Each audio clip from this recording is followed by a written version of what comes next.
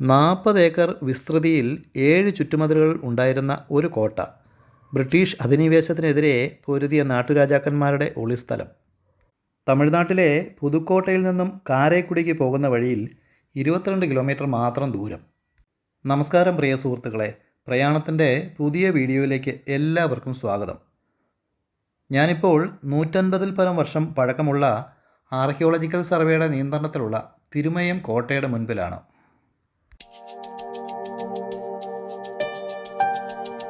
നമ്മുടെ നാട്ടിൻപുറങ്ങളിൽ ധാരാളമായി കണ്ടുവന്നിരുന്ന, ഇപ്പോൾ കാണാനില്ലാത്ത ചുമടുതാങ്ങി അല്ലെങ്കിൽ ഇളപ്പ്.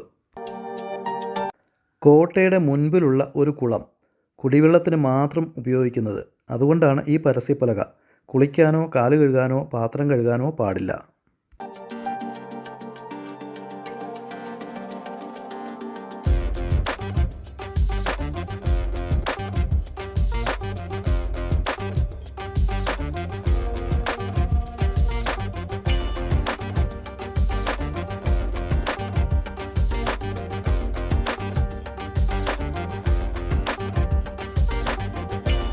നമുക്ക് കോട്ടയിലേക്ക് പ്രവേശിക്കാം.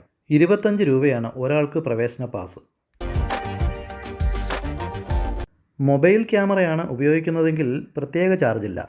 മറ്റ് ക്യാമറകൾക്ക് ക്യാമറയുടെ സൗകര്യങ്ങളനുസരിച്ച് 200 രൂപ മുതൽ 2000 രൂപ വരെ ചാർജ് ചെയ്യും.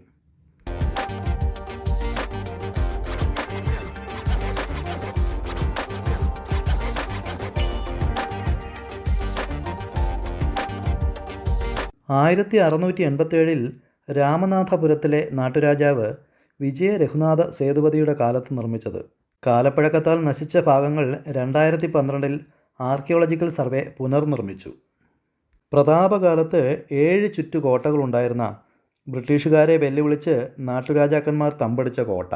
ബ്രിട്ടീഷ് പീരങ്കി ആക്രമണത്തിൽ നശിപ്പിക്കപ്പെട്ട കോട്ട. ബ്രിട്ടീഷുകാരാൽ കൊള്ളയടിക്കപ്പെട്ട കോട്ട.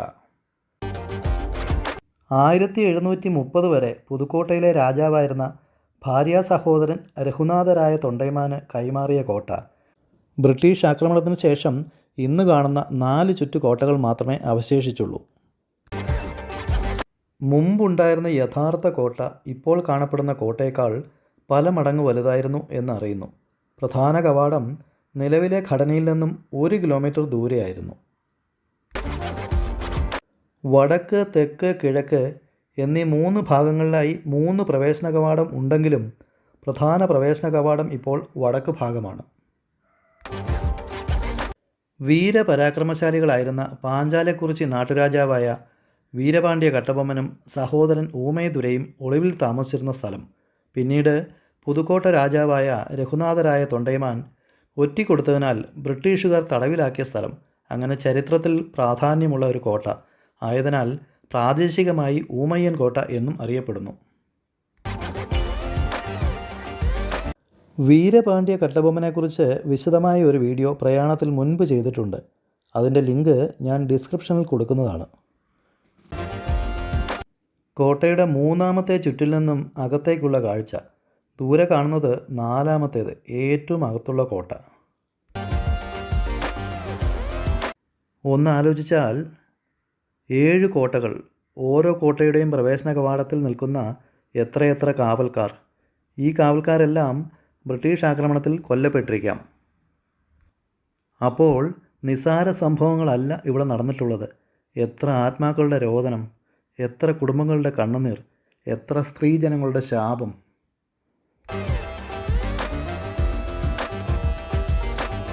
ബ്രിട്ടീഷുകാരുടെ നുഴഞ്ഞുകയറ്റത്തെ ധീരമായി തടഞ്ഞു നിർത്താൻ സഹായിച്ച ഈ കോട്ട നിരവധി ബ്രിട്ടീഷുകാരുടെ രക്തരൂക്ഷിത മരണത്തിനും ബ്രിട്ടീഷുകാരുടെ തോക്കിനും പീരങ്കിക്കും മുൻപിൽ നമ്മുടെ നാട്ടുരാജാക്കന്മാർ അടിയറവ് പറഞ്ഞ് മരണമടയുന്നതിനും സാക്ഷിയായി.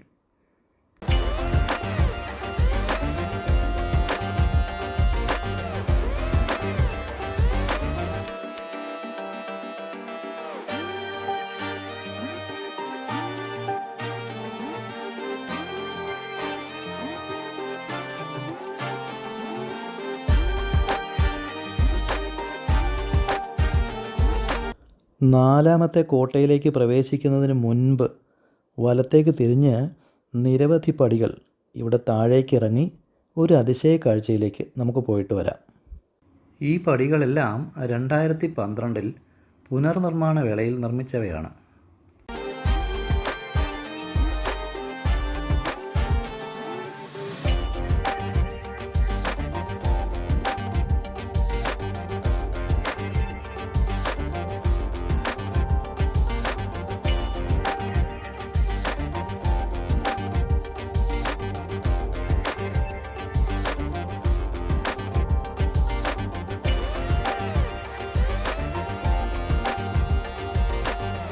മുകളിൽ ഭീമാകാരമായ ഒറ്റക്കൽ പാറയിൽ കൊത്തിയുണ്ടാക്കിയ ഒരു നിർമ്മാണം.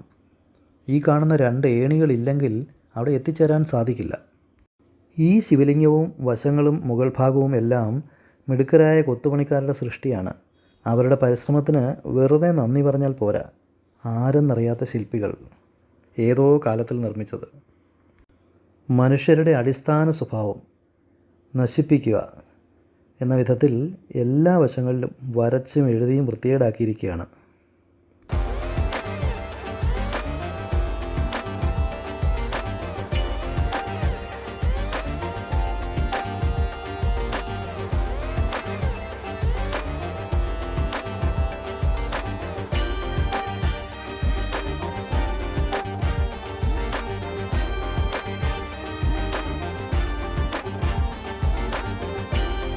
നാലാമത്തെ കോട്ടവാതിൽ കടന്ന അകത്തേക്ക് വിശാലമായ ഒരു പാറയുടെ മുകൾ ഭാഗം.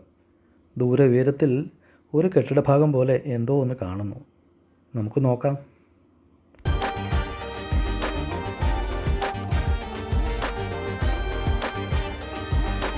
ഒന്ന് ചുറ്റി നടന്ന് കാണാം. ബ്രിട്ടീഷ് നികുതി പിരിവിന് എതിരായി ആദ്യ യുദ്ധം പാഞ്ചാലക്കുറിച്ചിയിലെ വീരപാണ്ഡ്യ കട്ടബൊമ്മനുമായിട്ടായിരുന്നു. കട്ടബൊമ്മൻ ഒളിവിൽ കഴിഞ്ഞ ഈ കോട്ട കട്ടബൊമ്മനെ തടവിലാക്കിയ ശേഷം ബ്രിട്ടീഷുകാർ താമസയോഗ്യമല്ലാത്ത വിധം നശിപ്പിക്കുകയുണ്ടായി.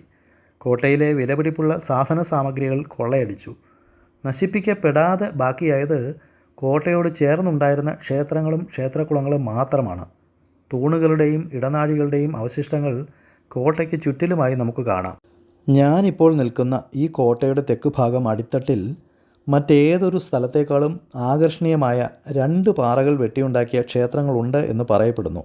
ഒന്ന് വൈഷ്ണവദേവനായ ശ്രീ സത്യമൂർത്തിയും മറ്റൊന്ന് ശൈവവിശ്വാസികളുടെ ശ്രീ സത്യഗിരീശനുമാണ്. അവിടേക്ക് ഇറങ്ങാനുള്ള പ്രത്യേക വഴികളോ പടികളോ ഇല്ലാത്തതിനാൽ കാണാൻ സാധിച്ചില്ല. കോട്ടയുടെ മുകളിൽ കല്ലിൽ കൊത്തിയുണ്ടാക്കിയ ഒരു കുളം സുരക്ഷാ കാരണങ്ങളാൽ കമ്പിവേലി നിർമ്മിച്ച് മറച്ചിരിക്കുന്നു.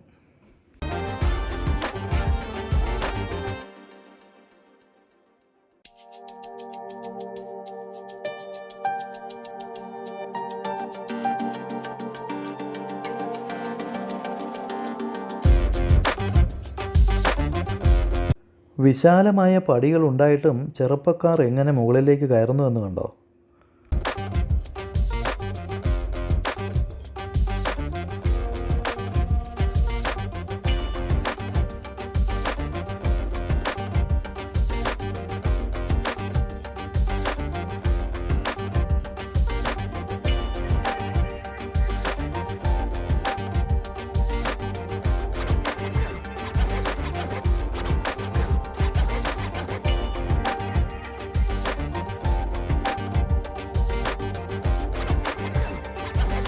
ഒരു ബ്രിട്ടീഷ് പീരങ്കി കണ്ടോ?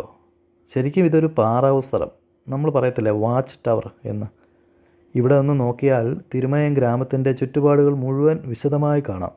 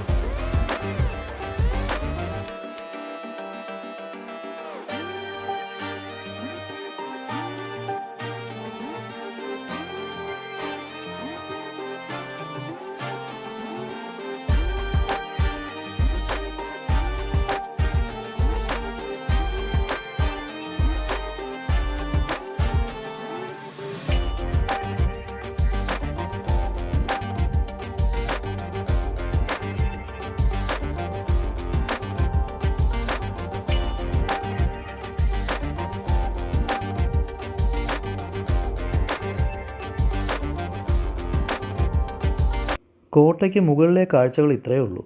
നമുക്ക് തിരികെ ഇറങ്ങാം. മറ്റൊരു കാര്യം, തിരുമയ്യം എന്ന വാക്ക് ലോപിച്ചാണ് തിരുമയം ആയി മാറിയത്. തിരു എന്നാൽ വിശുദ്ധം, പവിത്രം എന്നിങ്ങനെ അർത്ഥമുണ്ട്. വിശുദ്ധമായ സ്ഥലം എന്നർത്ഥം. നമ്മുടെ തിരുവനന്തപുരം പോലെ തമിഴ്നാട്ടിലെ പല സ്ഥലപ്പേരുകളും തുടങ്ങുന്നത് തിരു എന്നാണ്. ചെറിയ ഒരു പൂന്തോട്ടം, അതിൽ പുൽപ്പരപ്പും ചെറിയ പനകളും ചെടികളും.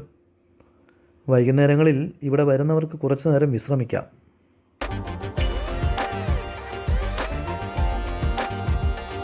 ബ്രിട്ടീഷുകാരെ തങ്ങളാലാവും വിധം ചെറുത്തു നിൽക്കാൻ നാട്ടുരാജാക്കന്മാർക്ക് ധൈര്യം നൽകിയ ചരിത്രം ഉറങ്ങുന്ന തിരുമയം കോട്ടയിൽ നിന്നും പുറത്തേക്ക്. തിരുമയം കോട്ടയിൽ നിന്നും പുതുക്കോട്ടയിലെ ബസ് സ്റ്റാൻഡിലെത്തി. വീഡിയോ ഇഷ്ടമായോ? ലൈക്ക് ചെയ്യാൻ മറക്കല്ലേ.